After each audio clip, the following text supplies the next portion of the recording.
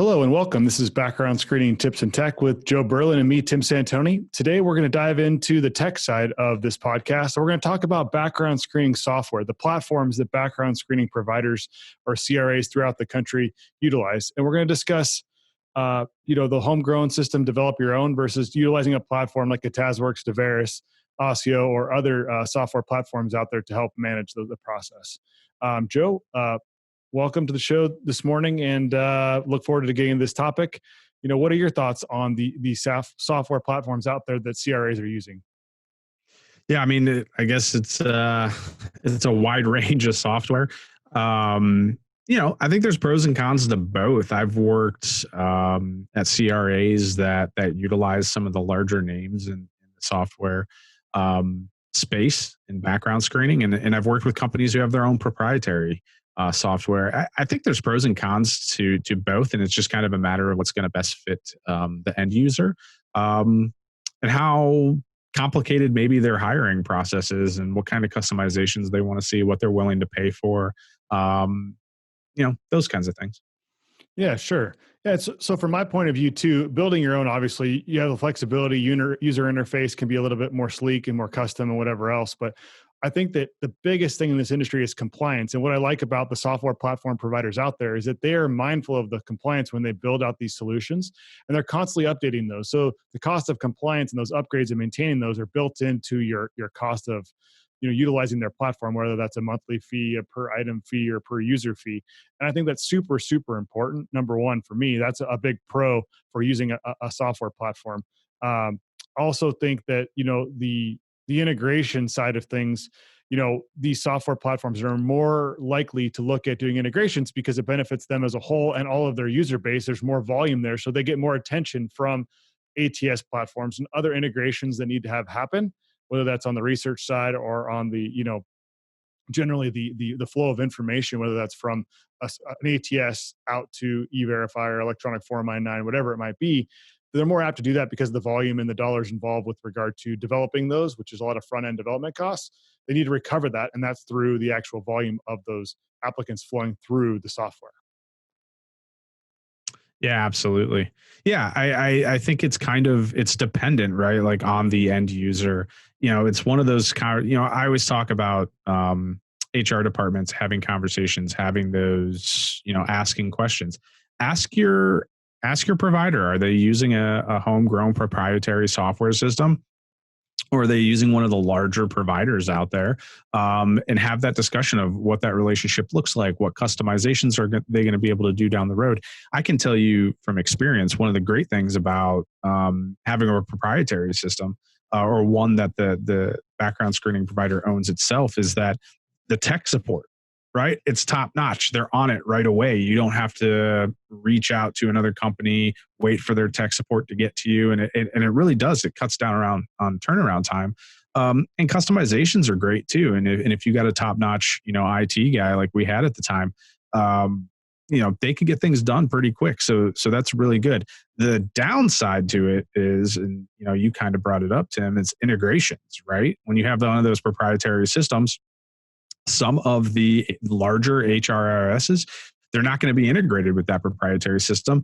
And it may not be worth them to do it, or at least do it right away. So you may be pushed down that list pretty far. Whereas when you go with one of these larger software systems, they've got enough clientele, they've got enough, transactions processing through that software that integration is going to be a lot easier.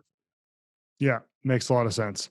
Yeah, and I think that part of it too, whether you're going with a screening provider that uses their homegrown platform, or they're using a kind of a licensed software platform that's out there provided by somebody else, the user experience across those can be vastly different. So even if you're on the same platform, so for instance, let's just say you're on a Tazworks platform, the user experience and the customizations that the screening provider can offer on that platform may be different from provider to provider. So if you're ABC backgrounds and you're using Tazworks, and then you're with XYZ, CRA, and they're using Tazworks, the user experience could be vastly different, even though they're on the same platform. The customizations, the technology, the way that the products and all the configuration is done is very unique. And on the homegrown side, you're going to see something that's very, very different, probably, and may look a little bit more user friendly and more customized in terms of backgrounds. And I know that deverus has very much makes the platform look very branded to the actual end user client with their logos and colors and all that kind of stuff. So there's a variety. And I think to Joe's point is to ask your screening provider what platform they're on, how it works, how it's customized to meet their specific needs, so that you as the end user can understand what that's going to look like and how it's going to impact your users, your clients, the people you work with in your infrastructure, so you have a better understanding of how that software helps you go further and faster in your day-to-day operations. Yeah, for sure. It's actually a really good, now that I'm thinking about it and to some of your points, it's actually a really good RFP question, right? I mean, if you really, really like the interface of your current background screening provider, but something's happened, the relationship isn't what it is, or you're looking more for a partnership and not just a vendor, that's a great question to ask, because the people that you're going to look to, they may use that same software system, or they may not. And, rather than, let's say you find a company who actually is using that same software system, and that user interface is pretty much going to be exactly the same, other than maybe a few tweaks here and there, just based on, company logo and things of that nature. Why waste the time doing a demo? Use that time to get deeper into the program and talk about those things. You don't need to see a demo of something you've already seen. So anyway, yeah, I think that'd be a really good RFP question. I don't see that a lot, but that would be a really good RFP question. What software are you utilizing?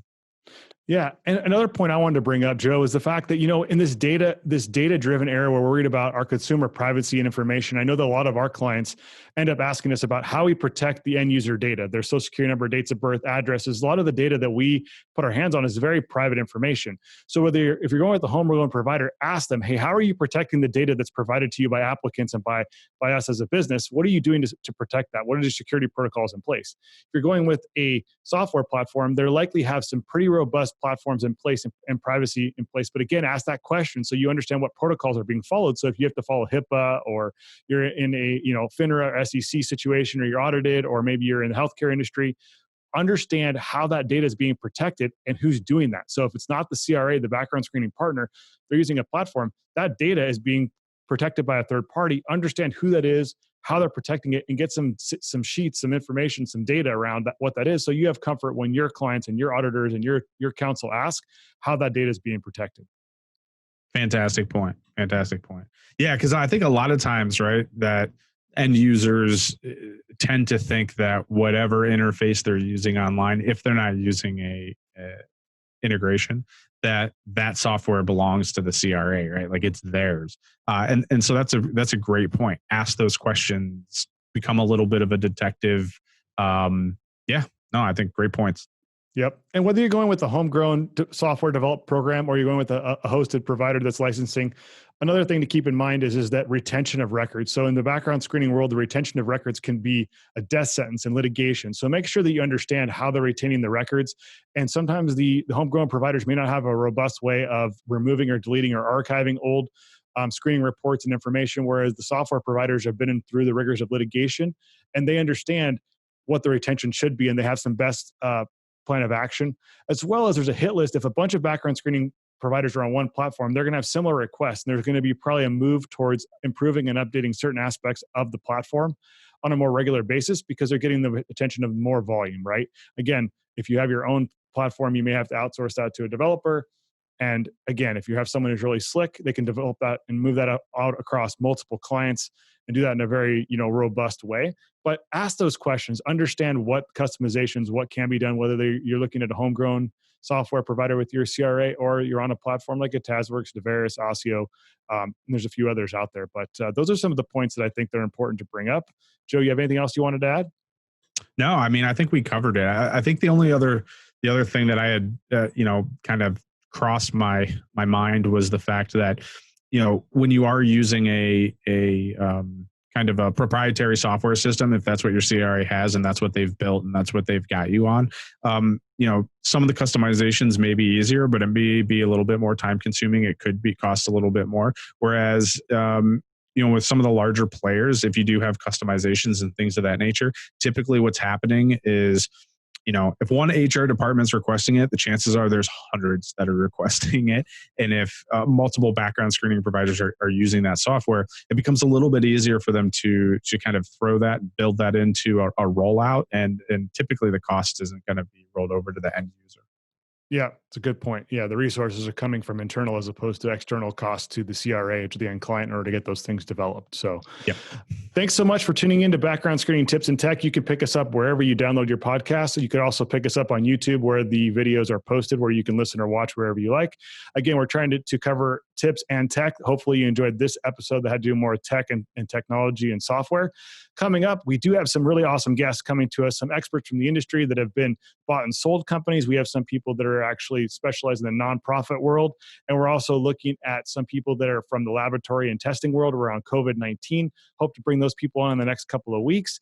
And so please stay tuned. We will have some guests, and we look forward to connecting with you. Joe, thanks for helping me out today with the show. And I hope that we connect with you all very soon. Thanks so much. Thanks, everyone.